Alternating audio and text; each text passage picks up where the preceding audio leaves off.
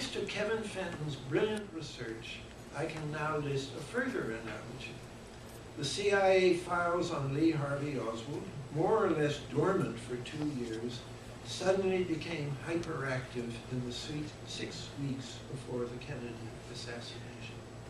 Fenton has demonstrated a similar burst of activity in FBI files on the 2 Saudis in the weeks before 9/11, a burst initiated by Tom Wilshire at a time suspiciously close to when the hijackers settled on a final date for their attack. And in both cases, there were strange delays to leave the files open at the very day of the deep event. America, I argue in my latest book, has become dominated by a war machine in Washington, a war machine that has been building incrementally since Eisenhower warned us about it in 1961.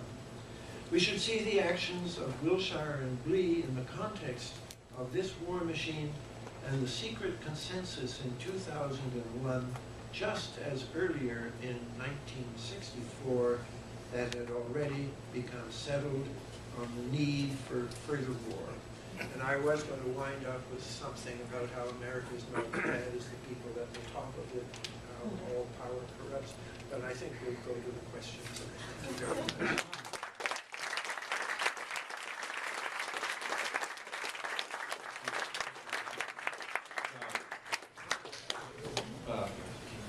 Panel? Questions from the panel? Professor Lee, quickly on that. I'll start with a small question and then formulate some deeper ones to tackle the magnitude of the thesis that you presented. My small question is, you mentioned in passing Massoud, the head of the Northern Alliance. Professor Lee, if you could, in the mic. Oh, thank okay. you. You mentioned in passing Massoud of the Northern Alliance being contacted by Lee in days leading up to September 11th. But you didn't mention the fact that he was assassinated on the 9th. So we'd love to know if he was somehow or other the hand-picked go-to guy for this operative, or this U.S. operative, who bumped him off. Well, I think it's pretty clear that Al-Qaeda bumped him off. But if you ask the question, cui bono, who benefited, this is, I think, was crucial in converting the Cofer Black, Richard Clark, Richard Blee program for a paramilitary operation using the CIA into a larger SOCOM operation using U.S. Special Forces and eventually, of course, now 100,000 U.S. troops, because Massoud was gone, and that sort of cut the heart out from the CIA's program and gave a kind of de facto argument for going. But of course, I cannot for a moment link anyone outside of Al-Qaeda to the actual killing. They certainly had their own motives to want to kill Massoud. So would it be the case that the killing of Massoud was not something orchestrated from Washington? It's entirely possible it was not orchestrated from Washington, but at the same time, it's worth thinking whether some people in Washington were not happy to see it. Yes. Thank you. It was a deep event. We still don't really know all the facts. Yes, Judge? Or, yeah. Thank you for your statement, very important, because you indicate the name of many important people, political people. I want to know if it is possible, if you you have spoke about Thomas Wilshire in your statement, yes? He was FBI number 2, CIA number 2, Wilshire before. In July, he was sent. He was sent to FBI. Yes. But he was informed about 2 important terrorists that he knows that arrived to Los Angeles 15 January 15, 2001. Those are the two we've been talking about. Yes, when he went to FBI, he did not say anything about his information concerning these two important terrorists. No, he One, continued to withhold. Excuse me, yes.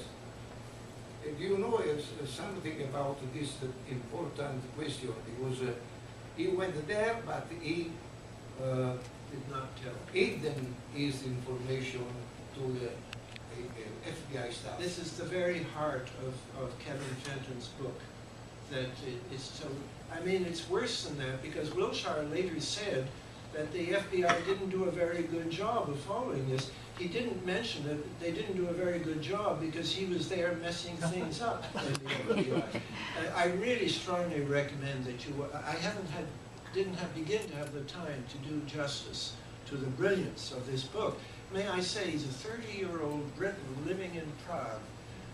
Apparently you have to be outside the country to be able to see what's going on inside the United States. It's a brilliant book. I have taken issue with some of his analysis of his facts, but the point you raised, Judge, is very amply covered.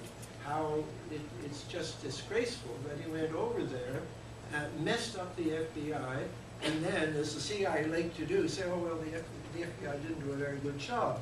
And then Barbara Brew, in two different reports, takes up this theme and virtually paints Tom Wilshire out of the picture. And she apparently was the one who, well, there's an interesting fact that Tom Wilshire was in fact interrogated by the 9/11 Commission. And according to Fenton, there's no record. They did memos about every interview, an MFR, and we're beginning to get the MFRs online now in Scripty. You can read them. But according to Fenton, there was no.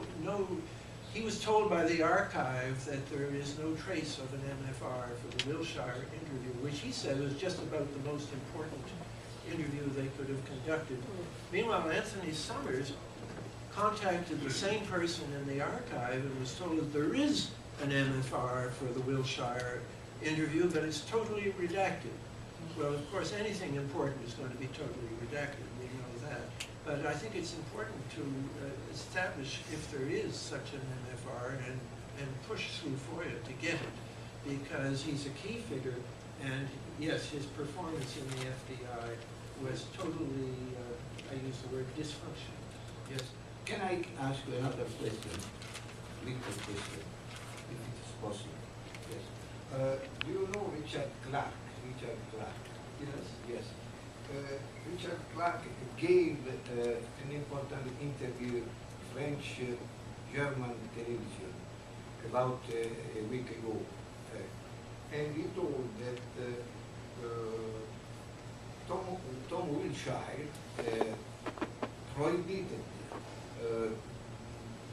to give a photocopy of a terrorist who was had been intercepted in Dubai airport to FBI, because he did not want to give to FBI this photocopy of a terrorist who was one of the hijacker of September 11. And so then this fact is very important, because FBI do not know this fact when after they arrived, these two terrorists.